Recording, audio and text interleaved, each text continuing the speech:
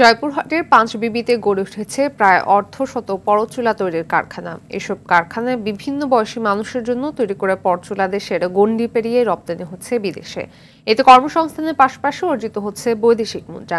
এই শিল্পের প্রসারে সহায়তার আশ্বাস দিলেন বেসিক কর্মকর্তা। জয়পুরহাট প্রতিনিধি রাশেদুজ্জামানের প্রতিবেদন, জানাচ্ছেন রাজন শরীফ। নারী কিংবা পুরুষ সব শ্রেণীর মানুষের সৌন্দর্য বৃদ্ধিতে চুলের ভূমিকা অন্যতম। চুল ছাড়া যেমন মানুষের সৌন্দর্য পুরোপুরি প্রকাশ পায় না, তেমনি নানা রঙের চুল ও বাহারি কাটিং সে সৌন্দর্যকে বাড়িয়ে তোলে কয়েক গুণ। প্রকৃতিগতভাবে পাওয়া মানুষের মাথার চুল নানা কারণে ঝরে যায়, ফলে মানুষ তার স্বাভাবিক সৌন্দর্য অনেকটাই হারিয়ে ফেলে। এই সমস্যা থেকে খানিকটা মুক্তি পেতে অনেকেই মাথায় পরচুলা লাগিয়ে থাকে। আমরা মানুষের চাহিদা মতো বিভিন্ন স্টাইলে চুল কাটি। চুল একটা মানুষের সৌন্দর্য, চুল না থাকলে মানুষের সৌন্দর্য থাকে না।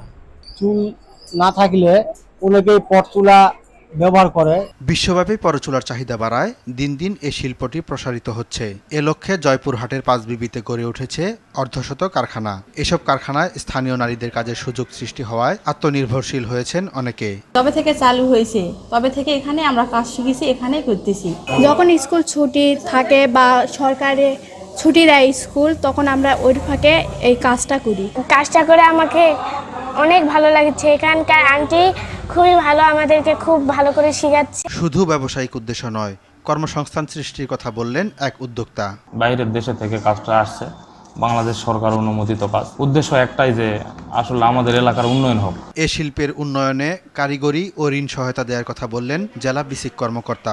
জয়পুরহাট জেলার পাঁচবিবি উপজেলায় অর্ধশতাধিক কুটির শিল্পের উদ্যোক্তাদের উৎপাদিত পরচুলা বিদেশে রপ্তানি হচ্ছে এবং তাদের যদি কোনো ধরনের আর্থিক সহযোগিতা এবং প্রশিক্ষণের প্রয়োজন হয়, আমরা আমাদের কার্যালয়ের পক্ষ থেকে সার্বিক সহযোগিতা করার চেষ্টা করি। সরকারি বেসরকারি সহযোগিতা পেলে রপ্তানিমুখী এ শিল্পটি দেশের অর্থনীতিতে ভূমিকা রাখবে বলে মনে করেন এর সঙ্গে জড়িতরা।